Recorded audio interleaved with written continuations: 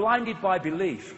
What is a hypnotist doing when he's putting preconceived ideas into the brain so that they read reality in that way, like the person next to them's, playing an instrument or something on the stage? It's putting in a belief, a sense of perception. And so the system wants you to believe something rigidly, because then they got you. Believe, a religious belief, political belief, any of these beliefs. And I tell you, I don't believe anything. And people say, you've got to believe something. I don't. No. Because what I have at any point in time, I left believing a long time ago, I have a perception of how things are at that point. A perception of how things are. Now, I know that because I'm infinite awareness, but I'm not accessing the entirety of infinite awareness, no matter what I perceive at this moment, there is always vastly more to know. So I've got my trainers on, I'm light on my feet, I'm looking to move this perception on, because I know that whatever I know, there is vastly more to know. You don't get caught in this defending belief system, defending rigidity of belief from all borders. You get a belief and then you defend people from it. This is what the skeptic society is doing. They're terrified of their beliefs not being true, so they attack anybody with another view. And therefore, when you're light on your feet and you don't have a belief, then you're constantly looking for ways to expand your awareness and expand your understanding. As Socrates is supposed to have said in ancient Greece, wisdom is knowing how little we know. We're always open then. Not only we believe everything, but we're open to it. We give it a chance. Religion is mind.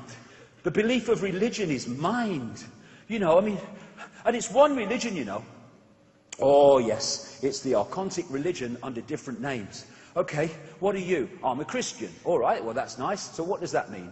That means that I go to a church, and this man in a frock tells me what God wants me to do, and he tells me what God says is what is. Okay, well, that's fair enough. And what are you? Well, I'm Jewish. Okay, and what does that mean? Well, I go to the synagogue, and this man in a frock tells me what God wants and what God thinks I should do for me to go to heaven, and tells me what is reality and world between these. Covers the two books like their book. Yeah, yes, it's similar, isn't it? Two different,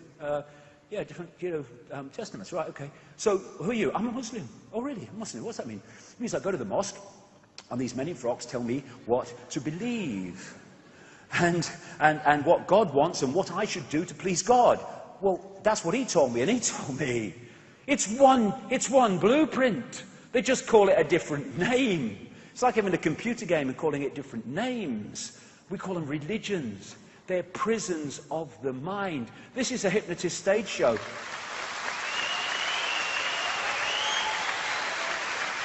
This is a hypnotist stage show where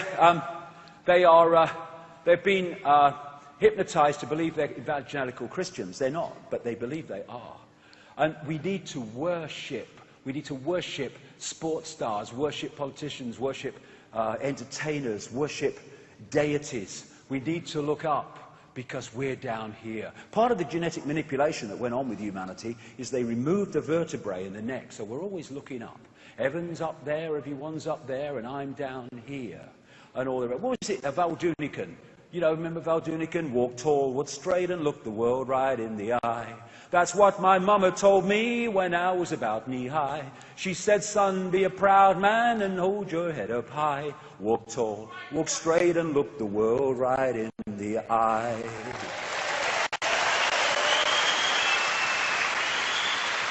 And then we have hierarchies. That's the vertebrae again. I know my place. And then we have the anti-hierarchy, anti-religion thing in the New Age, and they have the hierarchy of the Great White Bloody Brotherhood. I mean, it's hierarchies everywhere, prisons of the mind everywhere. Not just religion, but politics, race. Enjoy your different races. It's not who you are, though. It's an experience. And no race is better than another bloody race. It's bollocks. It's just a bloody vehicle. And, of course, the prisons of the mind of self-identity, not least little me. And when we have belief systems, that's how we see the world. Thus, we don't see the world. We see a dot in the world. And belief systems, come in all shape and sizes. That is as frickin' ludicrous as that. You know, oh no, it's native peoples. Well, to me, I don't care if it's native peoples or a guy on Wall Street. It's bloody nonsense. What have you got a plate in your mouth for? It's ridiculous. Well, it's tradition. Well, bloody hell, sacrificing children was a tradition. Oh, you know, I mean, the belief systems come in all shapes and sizes. Gotcha. They don't care which one it is. And they found that when you have a rigid belief, the neurons in the brain fire off in a repeating pattern, constantly underpinning the belief and repelling all borders, and then the matrix has you. Albert Einstein, the definition of insanity is doing the same thing over and over again, expecting different results. If you always do what you've always done, you'll always get what you've always got. Therefore, it's time to do something else. Like getting that blank sheet of paper, getting everything off it and making it earn its place on it. Don't tell me, Dogma Dawkins, what to put there, or Mr. Doctor, or Mr. Academic, or Mr. Scientist, or Mr. Media Man. Don't you dare tell me what I put on my sheet of paper. This, and this tells me, not you.